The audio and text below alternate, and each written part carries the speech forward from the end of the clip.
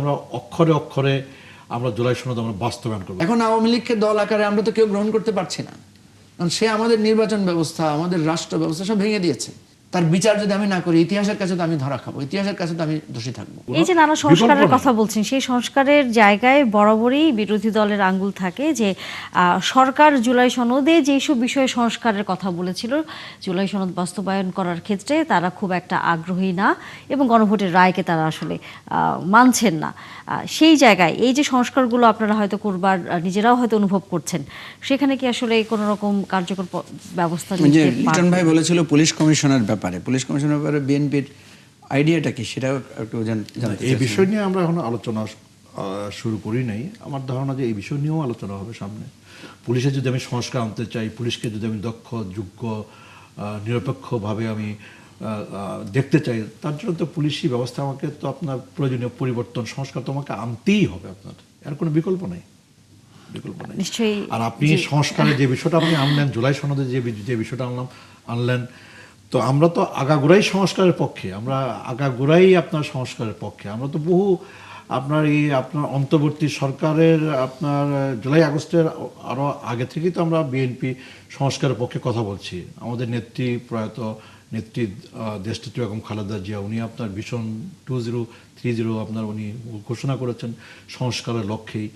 আমাদের নেতা জনাব তারেক রহমান, উনি 31 দফা কর্মসূচি ঘোষণা করেছেন জুলাই আগস্টের অভ্যুত্থানের অনেক আগেই। তো আমরা আপনার আমরা সংস্কারের পক্ষে, আমরা রাষ্ট্রের প্রয়োজনীয় সংস্কারের পক্ষে এবং রাষ্ট্রের সকল আপনার যে আপনার সেক্টরে আপনার আমরা প্রয়োজনীয় সংস্কারের পক্ষে। এবং জুলাই সনদ যেটা খুব বেশি আলোচিত ইস্যু আপনার সামনে, আমাদের সামনে, আমরা জুলাই সনদে তো আমরা সাইন করেছি। এবং জুলাই সনদে আমরা সাইন করেছি আপনার জাতীয় সংসদের দক্ষিণ প্লাজায় অনুষ্ঠানে গোটা জাতির সামনে প্রকাশ্যে সেই জুলাই সনদের তো আপনার জুলাই সনদের তো বাস্তবায়নটা তো আমরা এটার আমরা তো বলি যে আমরা অক্ষরে অক্ষরে আমরা জুলাই সনদ আমরা বাস্তবায়ন করবো। জুলাই সনদের কোন অংশটা আমরা বাস্তবায়ন করবো? যে অংশে আমাদের নোট অফ ডিসেন্ট নাই, ওই অংশটা আমরা আপনার বাস্তবায়ন করবো, পুরোপুরি বাস্তবায়ন করবো। সেটা হচ্ছে আমাদের জাতির কাছে আমাদের অঙ্গীকার, আমাদেরকে সেটা বাস্তবায়ন করতেই হবে এবং সেটা আমরা বাস্তবায়ন করব। এবং জুলাই সনদের সেই অংশে আপনার সংবিধান পরিবর্তনের প্রশ্ন আছে এবং সংবিধান পরিবর্তনের জন্যই আমরা কিন্তু আপনার জুলাই সনদের বাস্তবায়ন এবং সংবিধানের প্রয়োজনীয় পরিবর্তন আনবার জন্যই কিন্তু আমরা জাতীয় সংসদে বসে কিন্তু একটা বিশেষ কমিটি গঠনের প্রস্তাব আমরা কিন্তু দিয়েছি। সেই প্রস্তাবটা বিরোধী দল নাকচ করে দিয়েছে, ব্যাপারটা এরকম না। আমরা খুব আশাবাদী যে সামনের সংসদে হয়তো বিরোধী দলের পক্ষ থেকেও সেই প্রস্তাবে আপনার ইতিবাচক সাড়া দেওয়া হবে এবং তাদের পক্ষ থেকে নাম দেওয়া হবে এবং তাদের বিরোধী দল এবং সরকারি দল মিলে আপনি সেই বিশেষ কমিটিতে বসে সংবিধান সহ জুলাই সনদের যে বাস্তবায়নযোগ্য যে ঐকমত্যের ভিত্তিতে বাস্তবায়নযোগ্য যে ইস্যুগুলো আমাদের সামনে আছে, সেই সব ইস্যু বাস্তবায়িত হবে এবং সংবিধানের প্রয়োজনীয় আপনার সংশোধনী সেটা আপনার এনে আপনার সেই সংবিধান সংশোধন করে আমরা আপনার এগিয়ে যেতে পারবো। অবশ্যই। মুজিবুর রহমান মঞ্জু, আস্থার সংকটটি আসলে কোথায় হচ্ছে? মানে সরকার তো দায়িত্ব নেওয়ার পর থেকে বলেছে যে জুলাই সনদ তারা পুরোপুরি বাস্তবায়ন করবে। মাত্র 3 মাসের মতো সময় হয়েছে এই সরকারের, সামনের দিনগুলো তো আছে। তারপরেও কেন আপনাদের খালি বারবার মনে হচ্ছে এখানে সরকার আন্তরিক? দেখেন, আস্থার সংকটটা তো পুরনো। আপনি যখন আমরা সংস্কার নিয়ে আলাপ করলাম, আমরা যখন আপনার ঐকমত্য কমিশনে আলাপ করলাম, সেখানে বিএনপির যে 31 দফা আছে, 31 দফাতে কিন্তু এই কথাগুলো বলা আছে। বিএনপির প্রমিস, বিএনপি বলেছে উচ্চকক্ষ চাই, লিখে আছে। আমরা বলছি ওকে, উচ্চকক্ষ এভাবে হবে। বিএনপি ওটাতে একমত হয় নাই। এখানেই পার্থক্য, আস্থার সংকটটা কোথায়। আমরা বলেছি পিএসসিকে একটা কমিটির মাধ্যমে করা হবে। ওনারা কিন্তু বলেছেন যে আমরা ক্ষমতার ভারসাম্য আনতে চাই, সরকারকে জবাবদিহিতে আনতে চাই। সরকার কার কাছে জবাবদিহিতা করবে? সরকারকে চেক দেওয়ার জন্য একটা স্বাধীন বিচার বিভাগ দরকার। সরকারকে চেক দেওয়ার জন্য সরকার কর্মকর্তা কর্মচারীরা যাতে দুর্নীতিতে জড়িয়ে না পড়ে, দুর্নীতি দমন কমিশনটা স্বাধীন থাকতে হবে। আচ্ছা, দুর্নীতি দমন কমিশন যদি সরকার নিজেই বানায়, সে কি সরকারকে ধরতে পারবে? পুলিশ কমিশন থাকতে হবে।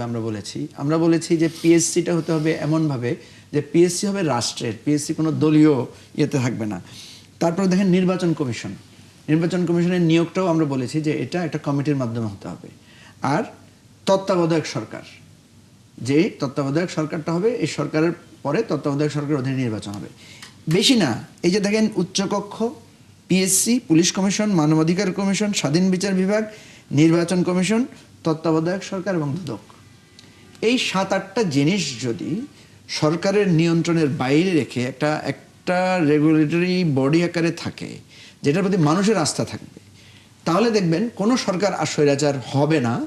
এবং সরকারকে আস্তে আস্তে জনবান্ধব হতেই হবে, পুলিশকে জনবান্ধব হতে হবে, বিচারপতিদেরকে বিচারের জায়গায় তাদেরকে একটা মানে ওই যে সুপ্রিম জুডিশিয়াল কাউন্সিলের মাধ্যমে যদি নিয়োগ হয়, তাহলে দেখবেন বিচারক নিয়োগ নেওয়ার কারণ কোনো প্রশ্ন নেই। আপনি দেখেছেন আমাদের এখানে বিচারপতিরা পালিয়ে গেছে এবারে, অতীতে যেটা কখনোই হয় না। আপনি কথায় কথায় দেখবেন আমাদের বন্ধুরা নেপালের উদাহরণ দেয়। নেপালে যখন সরকার পরিবর্তন হয়েছে, দায়িত্ব দেওয়া হয়েছে কাকে? একজন এক্স চিফ জাস্টিসকে। আমাদের দেশে এরশাদের যখন পতন হয়েছে, এরশাদের পতনের পরে কাকে মানে অন্তর্বর্তীকালীন সরকারের প্রধান বানানো হয়েছে? এরশাদের সরকারের সময় যিনি প্রধান বিচারপতি ছিলেন তাকে। তাহলে আমাদের এবারে আমরা কিছুই পেলাম না কেন? এবার কেউ আমরা একমত হই নাই যে এই সরকারের অতীত একজন বিচারপতিকে বানানো হোক। আসছে, কেউ তো আসে নাই। সেই ডক্টর ইউনূসকে 3 দিন, উনি অসুস্থ, 3 দিন পরে এনে একজনের উপর আমাদেরকে ডিপেন্ড করতে হয়েছে। এই জায়গাটায় কারণ আমরা লোক রাখি নাই, বাকি রাখি নাই কিছুকে। আমাদের ব্যবসায়ীদেরকে নিয়ে শেখ হাসিনার গণহত্যার নিয়েছেন, ব্যবসায়ীরা সবাই বিতর্কিত হয়ে পড়েছেন, নামি দামি সাংবাদিকেরা সবাই গণহত্যার সহযোগী হয়ে গেছেন, এদেরকে নষ্ট করে ফেলা হয়েছে পরিস্থিতি। ঠিক আছে, সেই জন্য আমি বলছি যে বিএনপি এটা হাড়ে হাড়ে উপলব্ধি করেছে। কিন্তু দুর্ভাগ্যজনকভাবে হচ্ছে আপনি যেটা বলেছেন আস্থার সংকটটা কোথায়, আমরা যখন ঐকমত্য কমিশনে গিয়েছি তখন আমরা অবাক হয়েছি। 31 দফাতে এই কথাগুলো আছে, 31 দফাতে ব্যাখ্যা নাই। আমরা ওই ব্যাখ্যাটা ঠিক করার জন্য যখন বসেছি, আমরা দেখছি যে বিএনপি সেখানে তত্ত্বাবধায়ক সরকারের এক জায়গায় গিয়ে বিএনপি আর আগাচ্ছে না। বিএনপি বলছে না, পার্লামেন্ট তত্ত্বাবধায়ক সরকার ঠিক করবে। বিএনপি বিচার বিভাগের এই যে দেখেছেন তো যেই অধ্যাদেশটা হয়েছে সেটাকে আইনে পরিণত করে নাই, ফলে বিচার বিভাগ আবার আগের জায়গায় চলে গেছে। এখন বিচারক নিয়োগ হবে আইন মন্ত্রণালয় থেকে, মন্ত্রীরা যাকে চাইবে তাকে নিয়োগ দিবে। অথচ ইন্টারিমের সময় আপনি দেখেন একটা নিয়োগ হয়েছে, সেখানে কিন্তু একটা সুপ্রিম জুডিশিয়াল কমিটির মধ্যে দিয়ে হয়েছে, এবং যারা যারা বিচারপতি হতে চায় তারা তাদের সিভি জমা দিয়েছে, তাদের একটা ফর্মাল ইন্টারভিউর মধ্য দিয়ে তাদেরকে নিয়োগ দেওয়া হয়েছে। এইভাবে স্বচ্ছতা জবাবদিহিতে আসলে গণতন্ত্রটা সাস্টেইনেবল হবে। এবং দেখেন পৃথিবীর বহু দেশে প্রেসিডেন্ট থাকছে, প্রেসিডেন্ট বদলে যাচ্ছে, কাউকে জেলে যেতে হচ্ছে না। আমাদের প্রেসিডেন্ট বদলালে হয় কবরে যেতে হয়, নাহলে জেলখানায় যেতে হয়। শেখ হাসিনা তো এমন ব্যক্তি, কবর আর জেলখানার বাইরে উনি ভারতে উড়াল দিতে হয়েছে। তো এটা কি আমাদের জন্য কোনো গুড এক্সাম্পল না তো?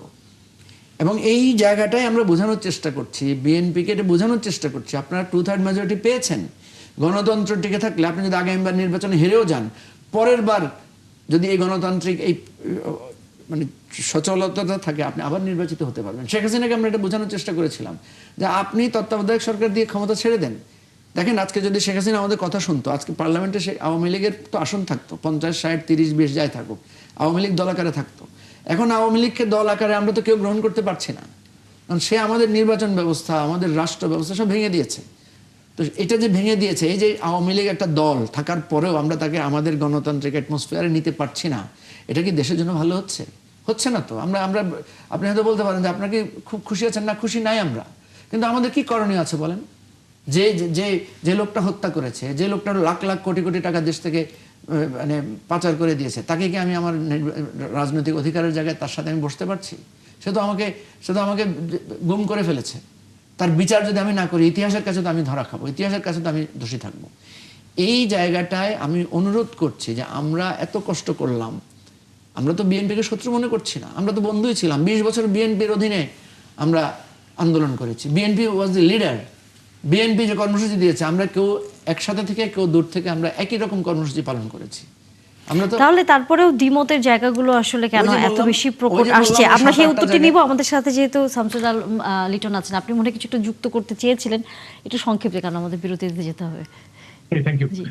দ্বিমত থাকতেই হবে, দ্বিমত যদি না থাকে তাহলে গণতন্ত্র তো মানে বদ্ধ সমাজ হয়ে যাবে। এটা একটা এক নায়ক এক কেন্দ্রিক একটা শাসন হয়ে যাবে, যেটাকে আর যাই হোক গণতন্ত্র বলা যাবে না।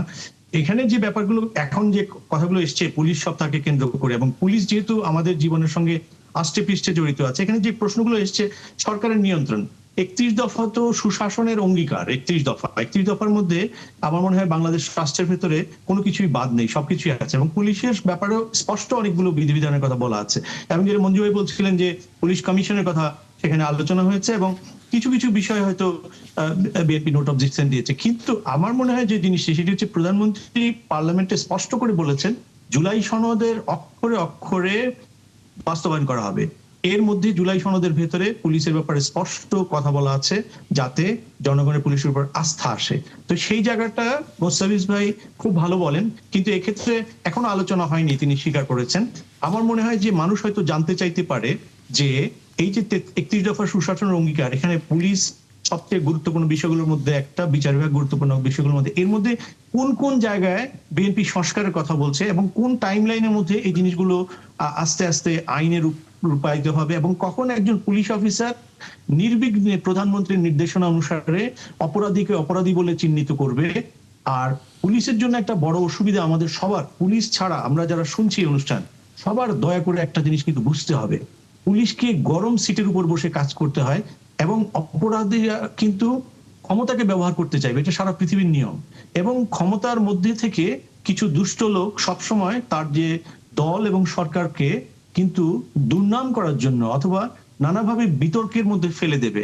যদি যদি সরকার সুশাসন করে, সুশাসন নিশ্চিত করতে চায়, 31 দফা বাস্তবায়ন করতে চায় এবং প্রধানমন্ত্রী জুলাই সনদের কথা বলছেন, তাহলে পুলিশকে অবশ্যই যে অঙ্গীকার, নির্বাচনী অঙ্গীকার, সে অনুসারে পুলিশকে স্বাধীনভাবে কাজ করার পরিবেশটি সরকার দেবে বলেই যারা আমরা গণতন্ত্র প্রিয় তারা আশা করতে পারি।